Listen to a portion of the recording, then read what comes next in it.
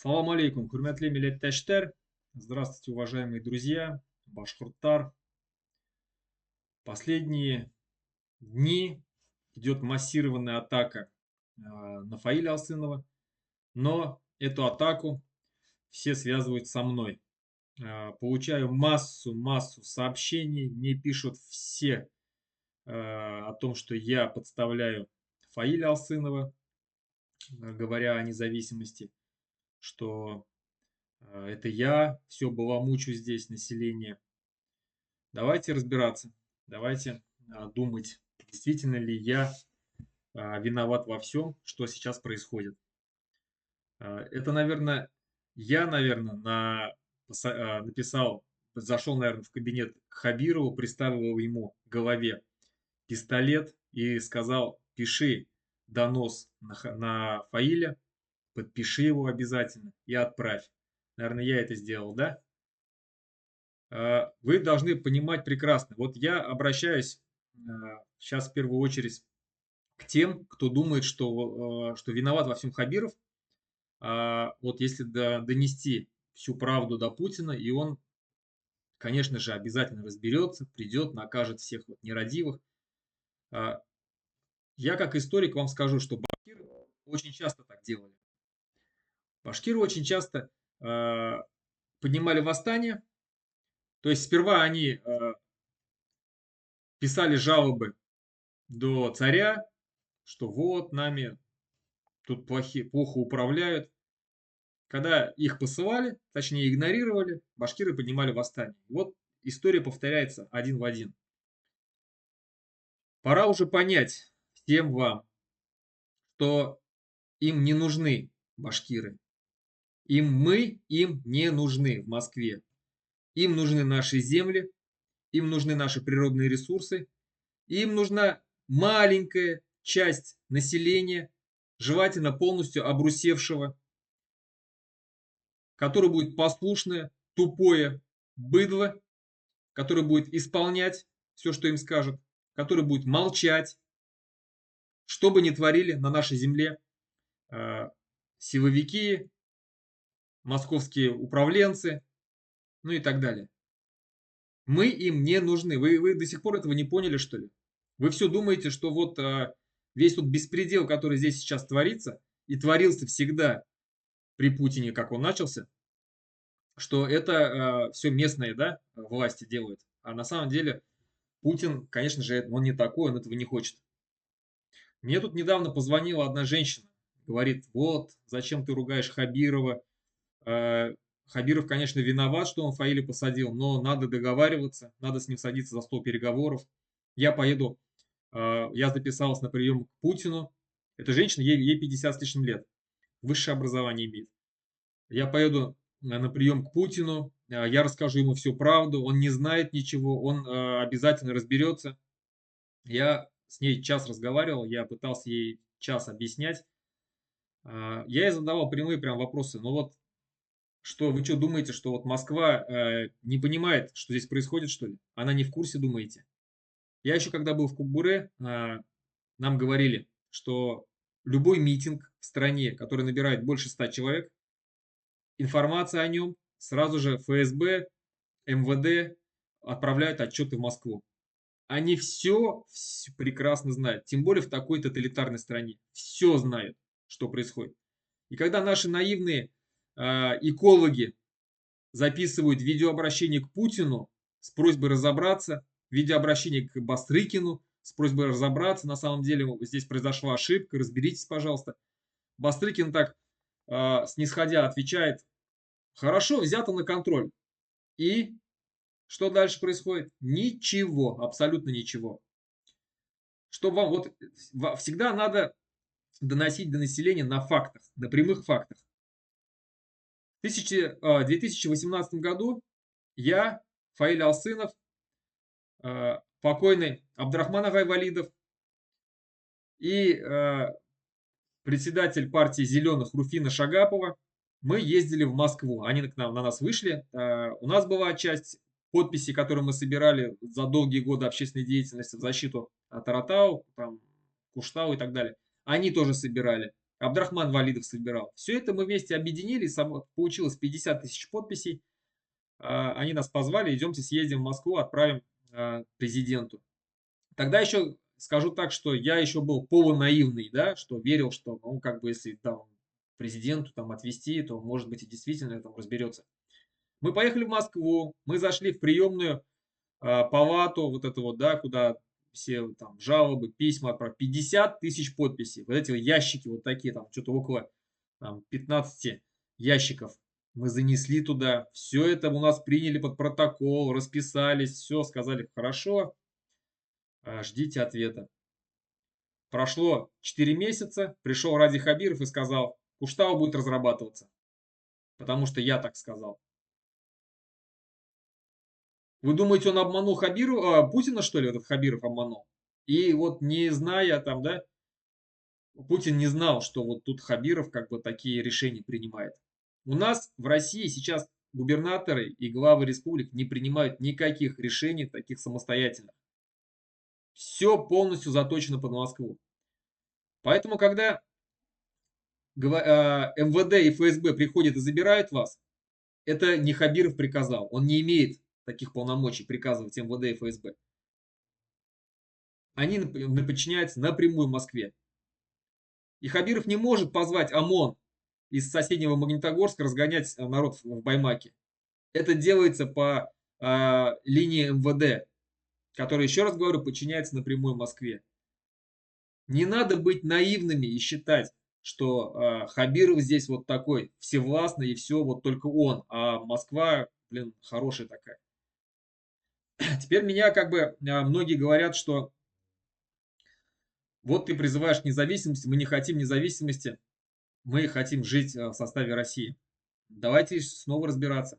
Я вот тут задавал этот вопрос тем, кто меня постоянно критикует, кто вот такие поддерживает Хабирова, поддерживает Путина. Это вот Юлдаш Юсупов, да, председатель Всемирного Курултая Башкир. Это Бадранов, Азат Бадранов, они все меня прекрасно знают. Это Рамиль Рахматов, который участвовал, да, в войне в Украине, против Украины воевал. Я им задавал вопрос, ну как бы они же, ну, у нас считается как интеллигенция, да, то есть башкиры. Какими вы видите, вот такой вопрос, какими вы видите башкирский народ через 50-100 лет? Ну, просто ответьте мне. Я этот же вопрос, кстати, задал этой женщине, с которой часто разговаривал. Она не считает себя интеллигенцией, потому что она преподаватель, там в институте где-то преподает, башкирка. А она мне так ответила, мы будем жить прекрасно. Хорошо, будем процветать. Я говорю, ну хорошо, давайте разбираться. Давайте разбираться. На данный момент башкиры из переписи в перепись, вот уже две переписи подряд, уменьшаются в численности. Одна перепись там 80 тысяч, вторая перепись там около 40 тысяч. И то, как бы, да, это, ну, мы на другие не можем опираться на какие-то другие факты, то есть у нас просто их нету. Мы берем перепись населения. У нас 1/3 башкир не владеет своим языком, не считает его родным языком.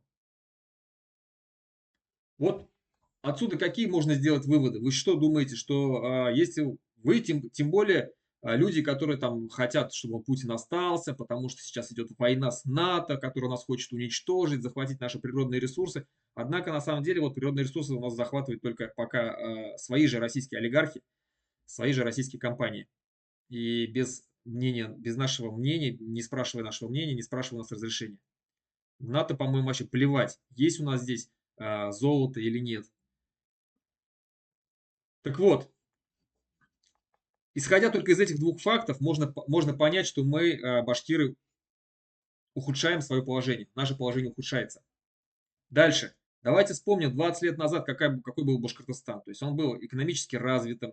У нас в школах везде. Сейчас у нас практически не осталось ни одного крупного предприятия, которое принадлежало бы Республике Башкортостан. Все принадлежит олигархам. Сечину, да, Башнефть, Миллеру, Салават нефтеоргсинтез, УГМК наши все, Башмедь, Казицыну и так далее.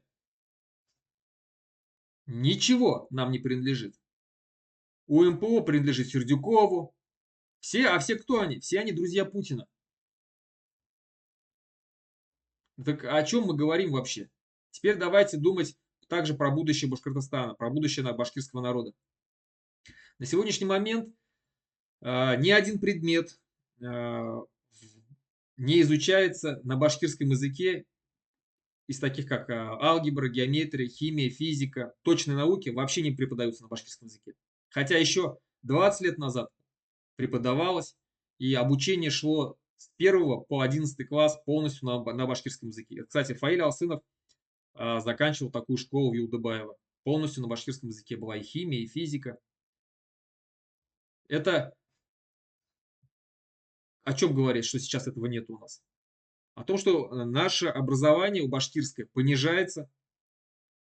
Сейчас даже в самой глухой деревне, самой глухой башкирской деревне, где не встретишь ни одного русского человека, ни одного русского жителя, обучение в школе ведется на башкирском языке до 5 класса. После 5 класса все основные предметы, важные предметы, все переводятся на русский язык. Остается там музыка, вот, физкультура на башкирском языке. Все. Это о чем говорит? Это говорит о том, что у нас не будет ученых своих, у нас наука башкирская не будет развиваться никогда. Соответственно, мы будем деградировать. Наш язык будет переходить в разряд бытовых. А бытовой язык это 20-30% от всего литературного языка. Нам говорят, учите язык дома. Хорошо, конечно, я согласен, дома надо учить язык. Но изучая дома язык, ты изучаешь всего, еще раз говорю, 20-30% от всего литературного языка. Человек, отец работает водителем, мать работает где-нибудь нянечкой в детском садике. У них просто физически нет времени обучать ребенка всему. Ну, берем городского башкира. Физически просто нет времени, чтобы ребенок изучал всю башкирскую литературу. А в школе сейчас этого нету. У них физически нету, чтобы ребенок изучал математику на башкирском языке. Многие спросят, а зачем нам математика, да? Так вот, я живу здесь в Литве, и здесь все на литовском языке. Даже когда ты подходишь к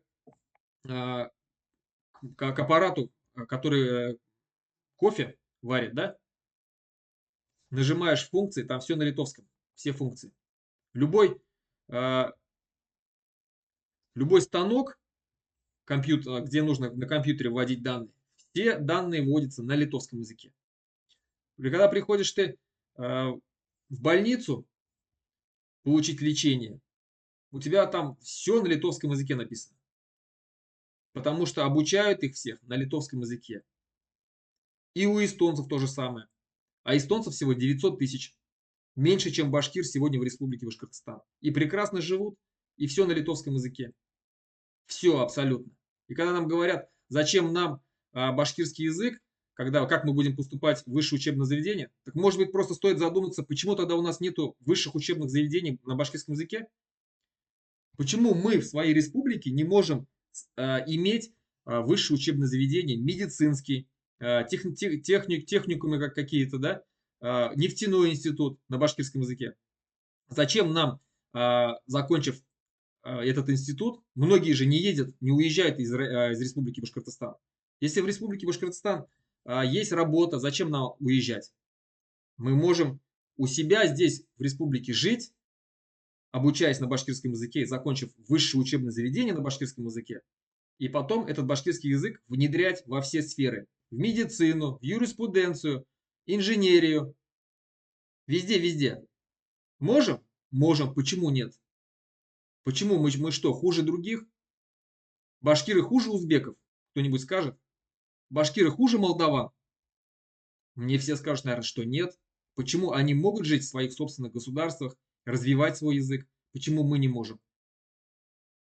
Давайте возьмем в пример казахов. Когда нам говорят, что нас здесь мало, 1/3%, 30% всего, я вам скажу, такой пример приведу.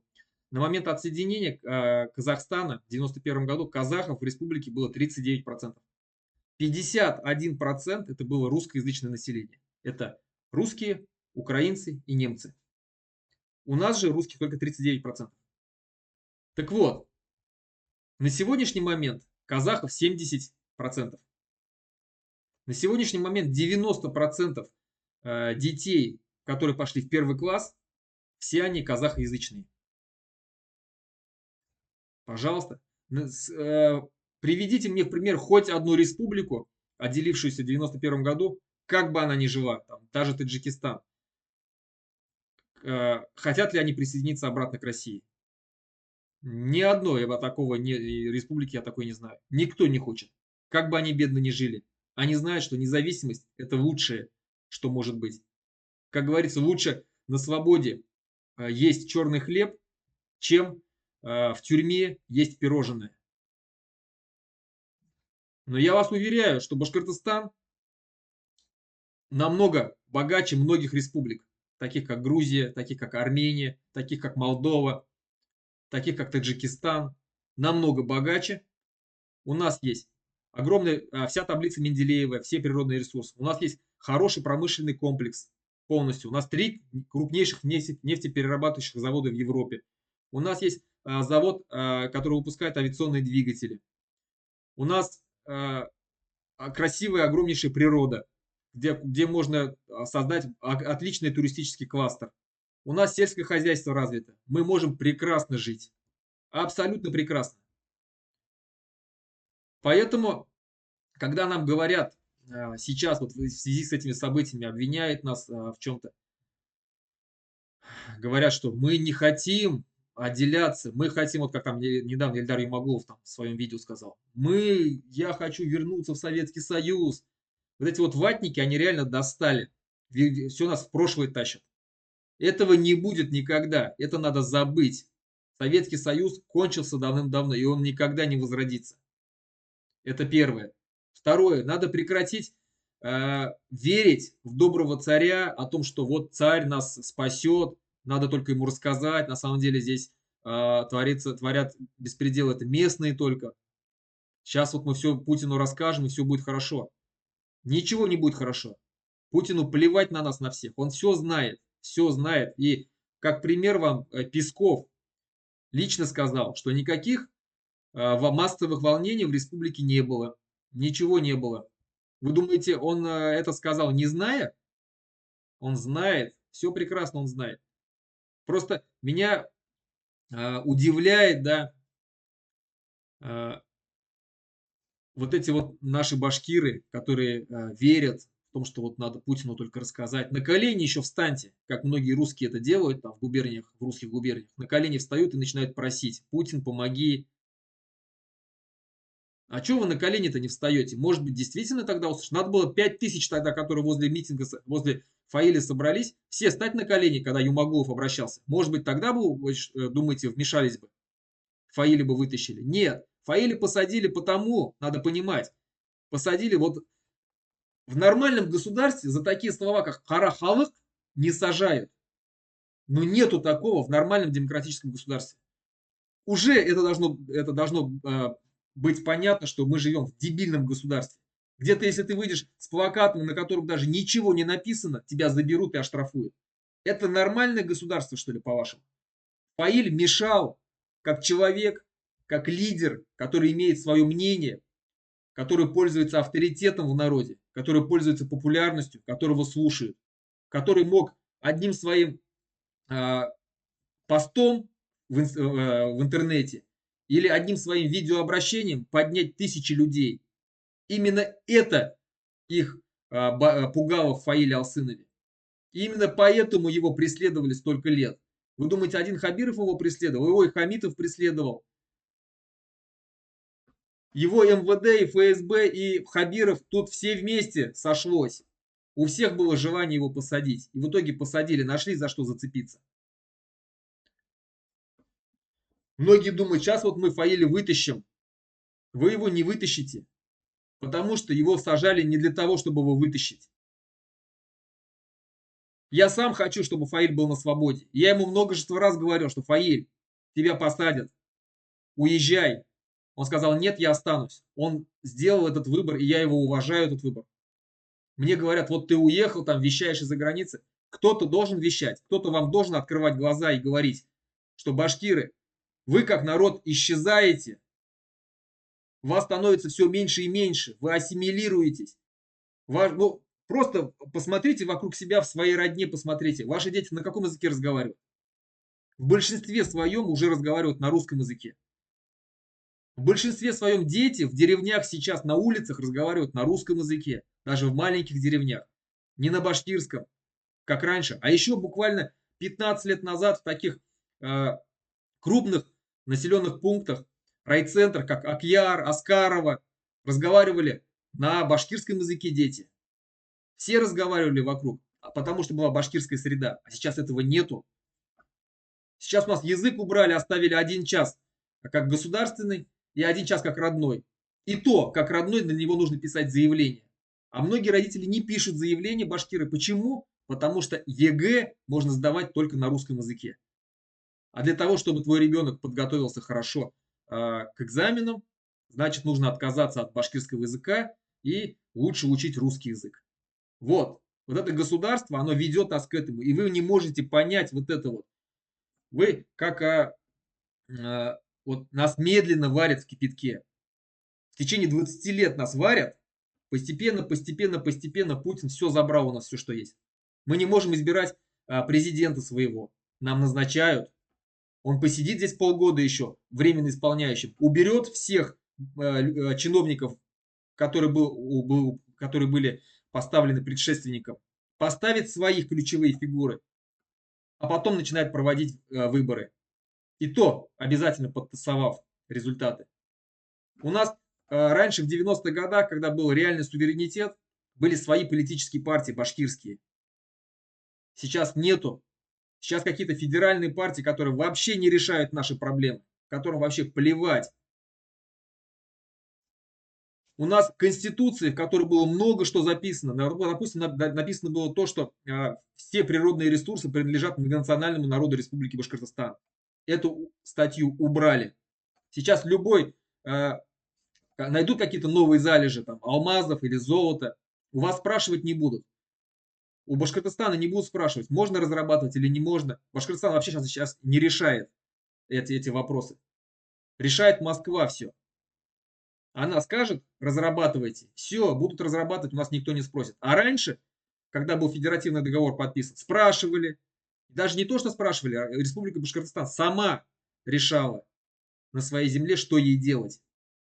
Она сама вела свою внешнюю политику с любой страной, с какой хотела. А сегодня Россия из-за того, что напала на Украину, она стала страной-изгоем, страной-террористом, с которой отказываются нормальные страны вести вообще любую экономическую деятельность. И поэтому остается нам из Беларуси зубров завозить, с Иранов шахеды. Вот до чего докатились. И мы с этой страной вместе умираем, башкиры, исчезаем.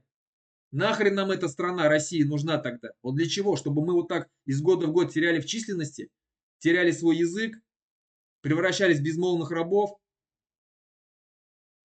Не лучше ли жить независимо, отдельно, сами по себе, сами быть хозяевам? Я не говорю, что только одни башкиры должны жить. Все национальности. И когда мне говорят, что вот Габасов призывает гнать русских, никогда я такого не призывал. Посмотрите на наш проект будущего независимого Башкортостана. Там написано прекрасно, что мы будем строить башкирскую политическую нацию, состоящую из всех национальностей.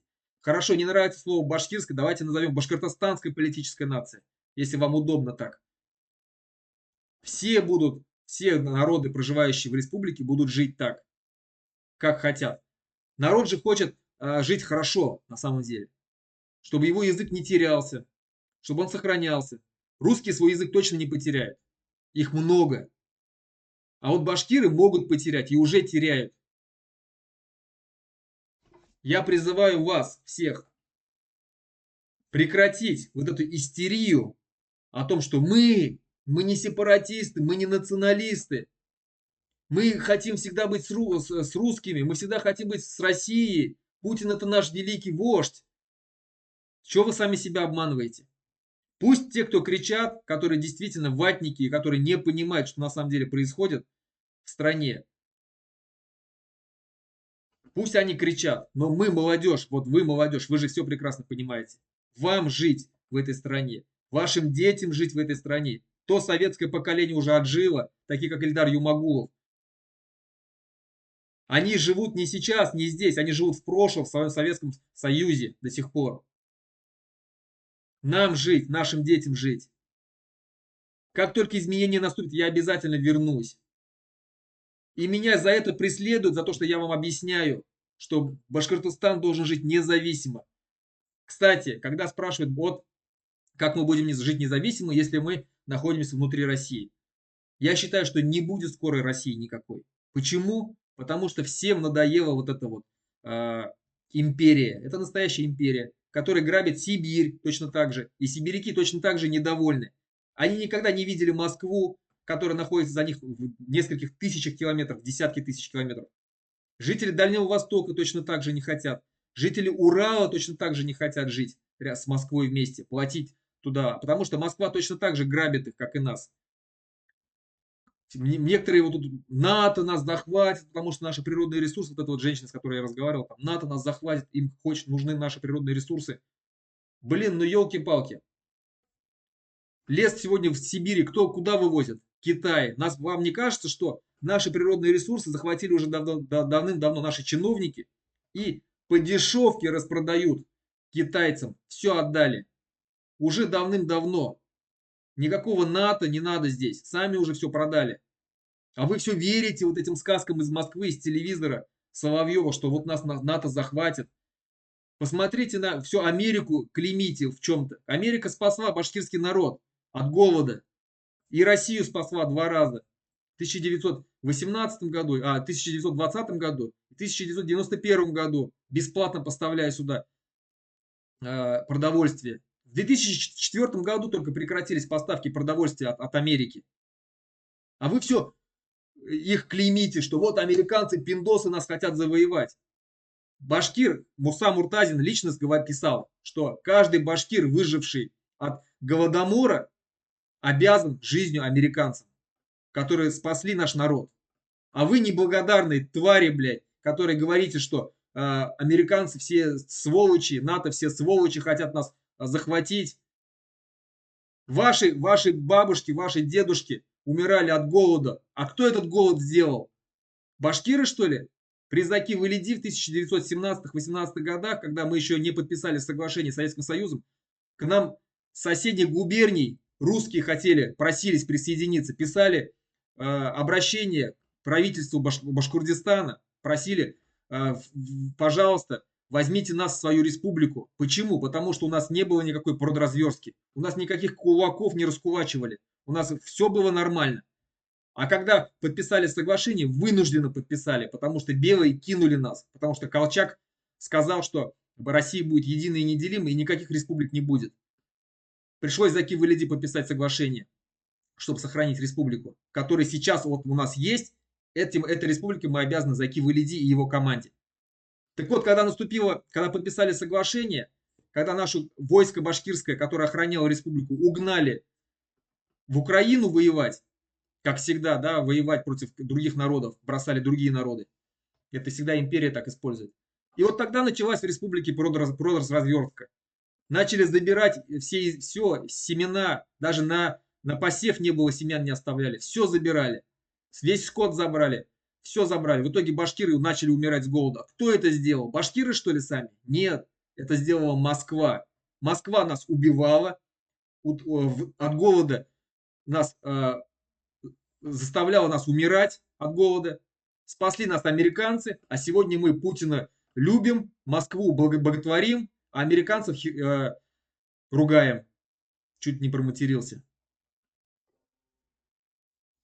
Я вам еще раз говорю, Башкортар, я понимаю, что вы меня не слушаете, вы меня ругаете, вы меня называете предателем. Это ваше право. В любом случае, скоро вы все равно поймете.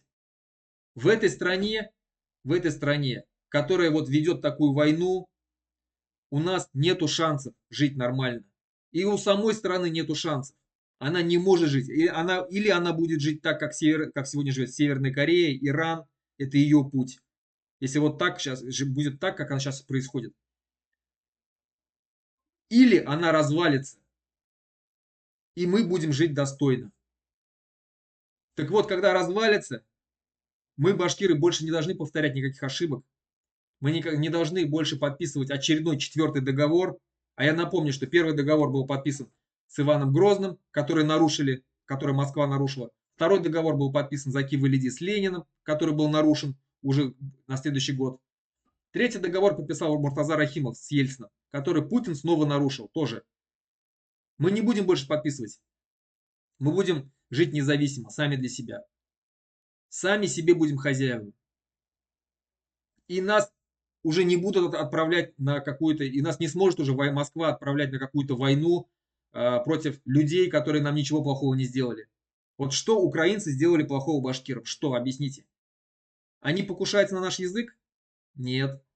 Они, может быть, покушаются на наши природные ресурсы, вот там возле Тимясова, возле Ишмурзина хотят карьеры разрабатывать? Нет. Может, они хотят Куштау отнять или Таратау отнять? Опять нет. А что украинцы хотят? Они ничего не хотят. Они просто хотят жить независимо от Москвы. Сами по себе. Почему мы, башкиры, тогда должны ехать в Украину и убивать украинцев, разрушать их города, только потому, что они хотят жить независимо? Хотят жить с Европой, а не с Россией. Это их право, это независимая страна. Они сами решают свою судьбу. Почему-то вы возмущаетесь здесь, когда сюда приходят москвичи и здесь хозяйничают. А когда москвичи приходят в Украину, вы идете убивать украинцев за них. Вот они насаждают украинский язык. Это их государство. Если что-то не нравится, для этого есть международные суды. Обращайтесь. Однако Россия сама отказалась от международных судов. Еще раз говорю, если мы будем жить независимо, нас никто не будет отправлять на войну. Ни на какую войну не будет отправлять. И когда нам говорят, что здесь будет какая-то там кровопролитие, какой-то гражданская война, не будет ничего. Здесь мы будем жить мирно, дружно, как сейчас мы все выходили на Кузакуштау, точно так же. Просто люди, которые здесь живут, другие народы, которые живут в Башкортостане, должны понять, что Башкортостан, как Фаиль правильно сказал, у башкир больше нет другой земли. Это единственная страна, где мы можем сохранять свой язык, свою культуру, свои традиции, свои природные ресурсы. И, конечно же, что для того, чтобы Башкортостан был развитым государством, мы должны жить демократически. У нас должен быть переизбираемый президент каждые 4 года, а не 20 лет сидеть один старый пень, который уже до такой мозги до такой степени уже просрал, что объявил всему миру войну. И не москвичи ведь умирают, а башкиры, тувинцы, буряты в основной своей массе, якуты, дагестанцы, чеченцы. Еще раз говорю, мы, башкиры, уменьшаемся в этой стране. Мы, башкиры, лишаемся языка. Мы, башкиры, лишаемся культуры. Мы превратились уже в какой-то, знаете, вот искусственный народ, который на потеху москвичам, вот они приехали, большие гости, мы перед ними станцевали, сплясали, на курае подудели, чак-чак преподнесли с хлебом, с солью. Все на этом. Вот они нас такими хотят видеть. Мы ими такие и нужны. Как говорит Айгуль Леон из Лос-Анджелеса, она башкирка, она, как она сказала, я приехала в Мексику, я посмотрела на тех индейцев, на коренное население, которые играют на своих музыкальных инструментах, одевают одежду свою народную, традиционную, и зарабатывают так деньги. Все, у них нет никаких больше прав. И вот нас такими же хотят видеть здесь. Им не нужны здесь гордые башкиры, которые будут выходить за свою землю. Именно поэтому Фаиля посадили. Именно поэтому преследуют всех лидеров, которые имеют свой голос, имеют свое мнение. Им не нужны башкиры, которые здесь будут сами хозяевами на своей земле. Им нужно, чтобы Москва управляла нами. И вы должны это понимать. Я в первую очередь говорю это молодежи. Мы не должны ехать, умирать в Украину за амбиции Путина, за амбиции этого старого деда. Мы не должны стараться сохраниться, остаться в России, потому что она нам ничего хорошего не несет. Но посмотрите вокруг. Вы разве не видите, что от башкир уже ничего не осталось практически? Нас еще спасает, что у нас мы четвертый по численности народ в России. Еще это немножко спасает и дает нам вот какой-то запас прочности. Посмотрите на калмыков, которых всего 200 там, с чем-то тысяч. Посмотрите на бурят, которых 300 тысяч. Посмотрите на нагайцев, которых практически не осталось. Посмотрите, как уменьшаются другие народы в численности, такие как Эрзя, Мокша, марийцы, удмурты. Посмотрите на них, как они катастрофически уменьшаются в численности. С каждым годом нас еще спасает ислам, нас спасает, что мы тюрки, что мы мусульмане, что у нас очень сильное национальное самосознание наших предков, которые воевали постоянно с этой Россией. И вот эта женщина, когда я ее спрашиваю, вот я говорю, как у вас, для вас, говорю, Салават Юлаев герой или нет? И я вот тоже хочу задать вопрос, это Рамилю Рахматову, Азату Бадранову, Юлдашу Юсупову. Для вас Салават Юлаев герой или нет? Для вас Алдар Батыр герой или нет? Карахакал, Батырша, Заки Валиди, наконец. Кто для вас герой? Мне все скажут, что, конечно же, Салават Юлаев герой, а Алдар Батыр герой, ему там памятник даже в Баймакском районе стоит. Так как у вас тогда может, вот и у остальных тоже, которые считают, что Салават Юлаев герой, но надо с Россией жить. Как у вас совмещается вот это вот в голове двойное самосознание? Как? Салават Юлаев воевал против империи, против царя. Это как сегодня, допустим, Фаиль Алстынов высказал что-то против Путина. Или давайте, хорошо, Фаиля Алсынова не будем трогать, а то сейчас опять начнутся нападки. Айрат Адильмухаметов что-то говорил против Путина, даже просто не воевал, он просто говорил. Он сегодня сидит в тюрьме. Это как сегодня выступить против Путина. Это то же самое сделал Салават Юлаев. Воевал против царя, был бунтовщик. Национальный герой, правильно же? Мы его за это уважаем, за это его боготворим. Молодец. Алдар Батыр, 70 лет человеку, когда его казнили. Один из самых богатейших людей на своей территории, да, в своем роде, бурзянском роде был. У него тысячи табунов было лошадей, огромное количество скота, огромное влияние. Его дочка была замужем за казахского хана. Что человеку не хватало? Да, вроде бы живи и все. Петр I лично ему подарил саблю, потому что он победил там в схватке на Азовском походе. Нет, у человека душа горела, как говорил Алтынай Валитов, душа горит за народ. И он пошел воевать, потому что видел всю ту несправедливость, которую творила Москва. Первое восстание поднял, практически сделал независимый Башкортостан на 20-30 лет. Второй раз поднял восстание при Карахакале. Третий раз уже не стал поднимать восстание, уже был старый. Но все равно скрывал у себя беглецов, когда восстание было разгромлено. Поехал просить сам лично в Мензелинск, в Самару, в Самару поехал просить, чтобы не трогали наших людей, чтобы их отпустили. В итоге его схватили, подвесили, казнили. А казнили как? Вот под ребра крюк засунули и убили его.